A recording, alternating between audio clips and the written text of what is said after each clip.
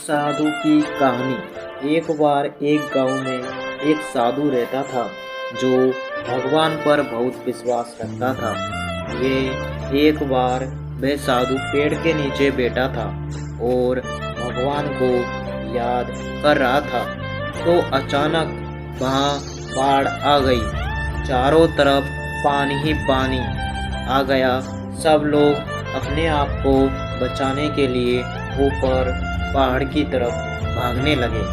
उनमें से एक आदमी देखा कि इस हालत में भी साधु जी भगवान की तपस्या कर रहे हैं। उसने सोचा कि ये अपने आप को बचाने के लिए कहीं जा क्यों नहीं रहे हैं, तो उस साधु से बोला, अरे आप कहीं जा क्यों नहीं रहे हो, आप भी मेरे साथ ऊपर पहाड़ की तरफ चलो, नहीं तो आप पानी में डूब जाओगे। साधु बोले, अरे हमें क्या होगा, हम तो भगवान की इतनी तपस्या करते हैं, मुझे कुछ नहीं हो सकता है, मुझे भगवान अपने आप बचाएंगे। धीरे धीरे पानी साधु के कमर तक आ गया। अब लोग वहाँ से नाव लेकर निकलने लगे, तो उनमें से एक ने साधु से कहा, अरे पानी आपके कमर तक आ गया है, आप हमारे साथ चलो। तो साधु ने यह कहा कि नहीं नहीं, भगवान मुझे अपने आप बचाएगा।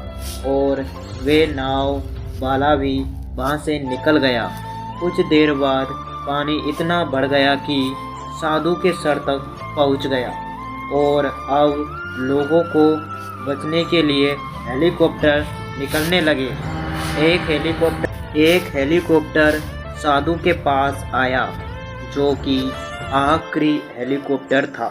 साधु के पास नीचे रस्सी फेंकी और बोला, इसे पकड़ो और ऊपर आ जाओ, नहीं तो आप डूब जाओगे। ये आखिरी हेलीकॉप्टर है और आपके पास में दूसरा कोई रास्ता भी नहीं है बचने के लिए। साधु ने कहा, ये रस्सी वापस ऊपर खींच लो और आप चले जाओ, मुझे भगवान के ऊपर पूरा भरोसा है, वे मुझे बचा लेगा। पानी काफ़ी ऊपर आ गया था, वे डूब गए और साधु की भी डूबने से मौत हो गई। मरने के बाद साधु भगवान के पास गए और बोले, हे भगवान, मैंने पूरी जिंदगी आपकी तपस्या की और मेरा सारा जीवन आपकी आराधना करने में लगा दिया, फिर भी इतने भरोसे के साथ इंतज़ार किया कि तुम मुझे बचाने के लिए आओगे, लेकिन वहाँ मेरी डूबकर मौत हो गई और तुम नहीं आए, ऐसा क्यों? भगवान बोले, मूर्ख इंसान, एक नहीं 3 बार आया था, वो तीनों बार मैं ही तो था।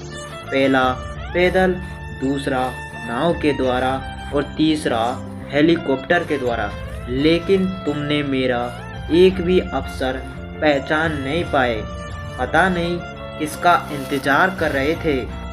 इस तरह से ज़िंदगी में हमें ऊपर वाला बहुत से मौके देता रहता है, लेकिन हम सब उस मौके को ठुकराकर पता नहीं किस चीज़ का इंतज़ार कर रहे होते हैं कि वो होगा तभी मैं करूँगा, और इस बात पर अड़े रहने से एक वक्त के बाद वो मौका हाथ से निकल जाता है और हम कुछ नहीं कर पाते हैं। तो किसी भी अच्छे समय का इंतज़ार मत करो, जो भी करना है आज और अभी से ही शुरू कर दो।